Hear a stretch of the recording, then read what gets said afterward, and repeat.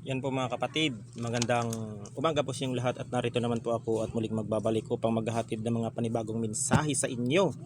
Yan, magandang umaga po sa inyong lahat, saan man kayo naroon sa loob at labas ng ating earth. Yan, at may ihahatid tayo ng mga panibagong mensahe sa ating mga solid subscribers at followers natin. Yan. At ikakat tayo ng 3. Yan. Baka may darating na pasyente dito. At matapos agad natin ating reading na ito para sa inyo. Collective ito mga kapatid. Isa. Pili tayo ng 13. 2, 3, 4, 5, 6, 7, 8, 10,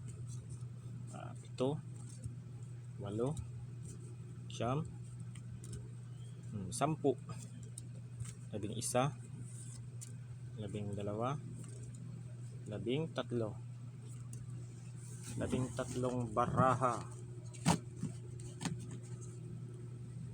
Yan. Ano nga ba ang mga mensahe sa inyo ng mga baraha ngayon? Yan. Justice. Yan. Ang justice na ito mga kapatid, ang lahat ng mga problema ninyo. Yan. Noong mga nakaraang buwan, January, ay matutuldukan nyo itong mga problema niyo sa pinansyal, sa mga problema ninyo sa pang-araw-araw na mga pangangailangan ay matatapos na rin ito mga kapatid. May iba dito na problema sa mga bayarin, sa mga siguro mga utang, yung iba naman ay sa mga bayad sa kuryente, sa upa ng bahay. Yan, may mga problema, kapos sila sa kanilang sa kapirahan. Yan, financial problem. Pero matatapos na rin ito mga kapatid. Meron din ditong may mga kaso-kaso sa sa isang o di kaya yung parang naglalaban-laban sa korte ay mabibigyan na ng katarungan o justice itong itong kinakaharap ninyo ngayon. Mabibigyan na ng katarungan. Yan. Ito, panatilihin ninyong maging madasalin sa araw-araw at sa araw-araw. Yan, bago gumising at bago matulog ay manalangin po kayo para kahit may dumating man na biyaya o wala, dapat pa rin kayo magpasalamat dahil gumigising po kayo sa pang-araw-araw. Kahit po sa gumising po kayo sa tuwing umaga ay napakalaking pasasalamat natin sa ating Panginoon dahil binigyan pa kayo ng isa pang mga kapatid, isa pang buhay. Yan. Ito, blessing. Yan po mga kapatid, ang blessing na sa inyo, dapat ninyong kung may blessing po kayo na darating sa inyo mga kapatid, ay i-share po ninyo. Wag po ninyong ipagdamot, para ang blessing po ay lagi pong pumapasok sa inyong tahanan o sa inyong buong pamilya man yan, o sa inyong sa inyong pamilya, sa kamag-anak, o sa inyong mga mahal sa buhay. Kasi mga kapatid, pag ikaw po ay hindi ka madamot sa iyong kapwa, ay ang blessing po ay tuloy-tuloy po ang pasok ng blessing sa iyong buhay. Ayan. Kaya i-share din ninyo sa mga taong nangangailangan o mga taong mga kapatid, mga taong humingi ng tulong sa inyo. Ayan. Bully. Iwasan ninyo yung mga taong nagmamaliit. Yan. Iwasan ninyo mga taong nagmamaliit sa inyo, ina-underestimate kayo, o di kaya hindi kayo nire-respeto. Dahil iwasan ninyo yung mga taong ganito. Dahil hindi ito nakakabuti sa inyong mental health, sa inyong kalusugan mga kapatid. Yan, iwasan na lang ninyo para hindi na magkaroon ng isang gulo o pagtatalo. Kasi diyan nagsisimula mga kapatid yung hindi pagkakaunawaan, pag pinatulan mo yung mga taong kulang sa aruga mga kapatid. Kaya dapat iwas-iwas lang din sa mga taong ito. Yan. Yan. Dapat mga kapatid, ikaw dito ay, kung ikaw ay may trabaho, dapat maging ano ka, maging magtiwala ka sa iyong mga kakayahan, sa iyong trabaho, at maging tapat ka sa iyong mga tungkulin kung ano man ang iyong trabahong ginagampanan. Yan, dahil po ang tiwala po ay pag yan ay nasira, ang tiwala ay mahirap nang ibalik, kaya pahalagahan ninyo ang tiwala sa isang tao, dahil ang tiwala ay pag yan ay nasira ay mahirap nang maibalik. Yan.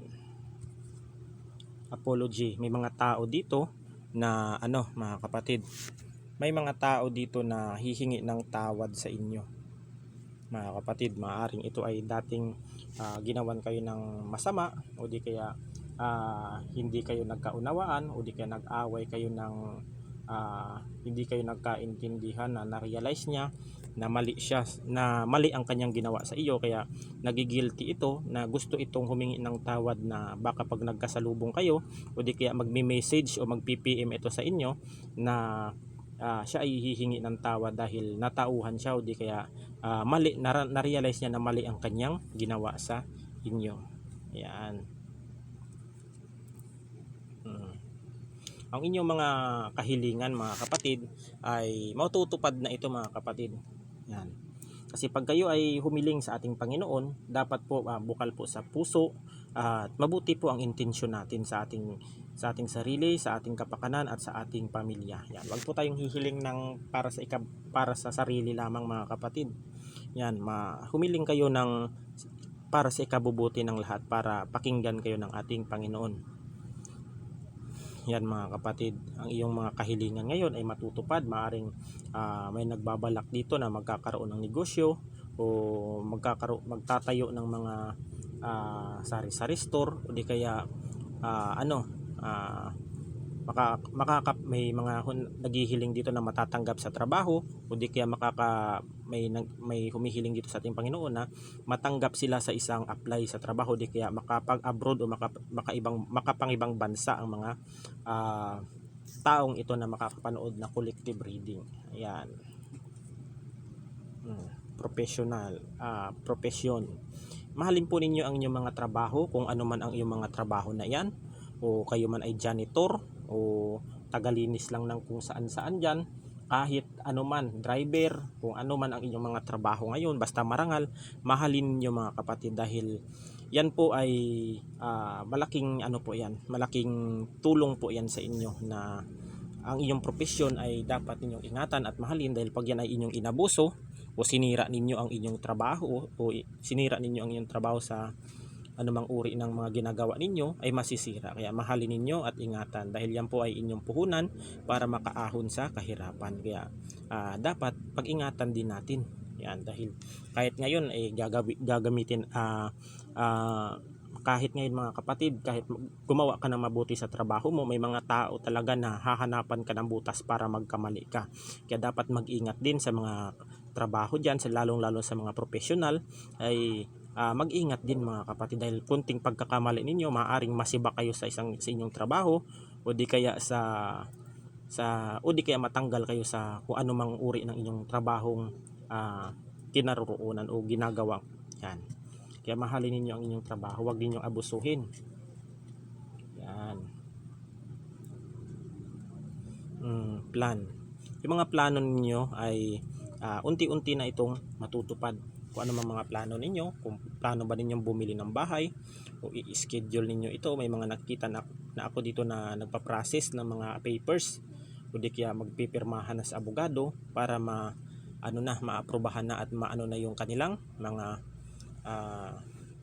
pinaplano. Kunyari, bibili ng lupa, bahay, ganun. Matutupad ninyo ito, mga kapatid, sa tamang sa tamang araw, tamang oras. Yan. Mag-ingat po kayo, mga kapatid, lalong-lalo na sa may mga mayayaman dyan, na baka kayo ay mapagnakawan. Bago po tayo umalis na bahay, siguraduhin pong nakalak ang inyong mga bintana, o di kaya pintuan, kasi ang mga magnanakaw ay nasa palipaligid lang, nag-aaligid kung kailan sasalakay at magnanakaw ng kung ano ang mga intensyon nila sa isang tao. Yan, kaya dapat mag-ingat po tayo. I-secure po natin ang inyong mga gamit tulad ng mga alahas, pera, papeles, ari-arian o kung ano man para hindi matangay o manakaw ng mga taong mga masasamang loob na ito. Yan. Mag-ingat po tayo mga kapatid, lalong-lalo na sa panahon ngayon ay napakarami po ng mga talamak na mga magnanakaw, mamamatay tao at kung ano man. Yan, mag-ingat po tayo para hindi po malimas ang ating mga ari-arian, pera kung ano man ang inyong mga naipundar. Kasi ang mga magnanakaw, ano lang yan, umaali-aligid lang yan, nagmamasid lang yan mga kapatid kung paano kayo pasukin o kung ano man. Kung ano man ang gagawin sa inyo, kung ano man pang pagnanakaw niyan. Yan, mga kapatid, kaya mag-ingat tayo. Dahil ang mga magnanakaw ngayon ay maraming uri ng magnanakaw mga kapatid. May mga magnanakaw na di natin masabi kung ano mga intensyon yan. Pride. Yan. Be professional mga kapatid. Ingatan po ninyo ang inyong sarili. Yan. At maging ano po dapat kayo. Bigyan po ninyo ng mga respeto yung mga taong nasa paligid sa inyo mga kapatid. Yan yung pride. Yan.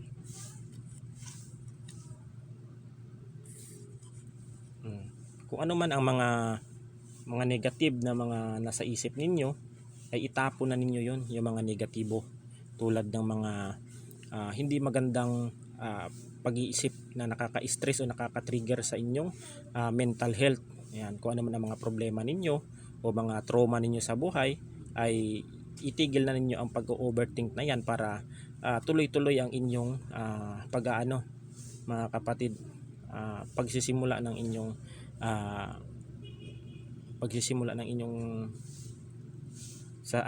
so kunyari kayo mga kapatid para tuloy-tuloy na ang inyong kunyari sa trabaho, kasi pag pumapasok kayo mga kapatid na may negative kayong iniisip o negative na mga o tulad ng mga mahinanakit, yan ay hindi kayo nakakapag-focus sa inyong trabaho, kaya itigil po ninyo yan. Wala pong maidudulot na mabuti yan.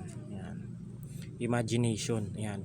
Kung ano man yung mga imahinasyon sa iyong isip na yung pinapangarap ay pagsumikapan ninyo mga kapatid, kilusan ninyo para mas mga kapatid, para maging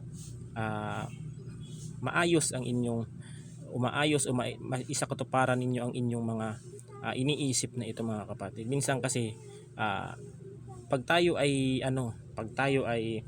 nag-iisip ng mga magagandang plano sa ating buhay at sinamahan natin iyon ng kilos, ay maaaring magtatagumpay ka sa buhay mga kapatid.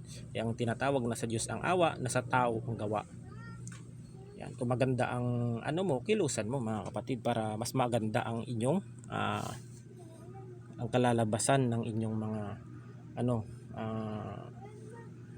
maganda ang kalalabasan ng inyong pamumuhay. Yan. Dito po, paalala, mag-ingat po dito mga kapatid. Yung mga blessing na dadating sa inyo, mag-share din kayo. I-share din niyo yung mga blessing mga kapatid. Mahalin din niyo ang inyong trabaho. Yan. Itong apology na ito, may isang taong hihingi ng tawad sa inyo o maaaring humingi na nga ng tawad o hihingi pa lang ng tawad. Yan. Yan. Iwasan ninyo yung mga negatibong tao, yung mga bully, kasi yung mga mahilig manipula, mag-underestimate, iwasan ninyo ito mga kapatid, dahil hindi ito nakakabuti sa inyo pag pinansin ninyo ito. Yan. Itigil ninyo mga kapatid yung mga negatibo ninyong pag-iisip para mas lalo po kayong para makapag-focus po kayo sa inyong mga trabaho o ano man inyong ginagawa. Yan. Mahalin po ninyo ang inyong trabaho para baka sakaling pagpalain kayo, ma-promote kayo, tataas ang sahod ninyo, o di kaya magiging CEO kayo o mapagkakatiwalaan kayo ng amo ninyo sa kumpanya. Mahalin po ninyo mga kapatid para mas lalo kang mapopromote sa iyong trabaho. Yan. Iwasan po ninyo ang pagiging sipsip, ay wala pong mabuting maidudulot yung pagiging sipsip sa ating kapwa, dahil yan ay pangit na gawain yung mga sipsip na yan. Yan. Walang maidudulot ang pagiging sipsip sa isang amo o di kaya sa iyong pinagtatrabahuhan kasi hindi maganda yun mga kapatid. Ayan mga kapatid, at hanggang dito na lang at God bless us all. Ingat po tayo palagi.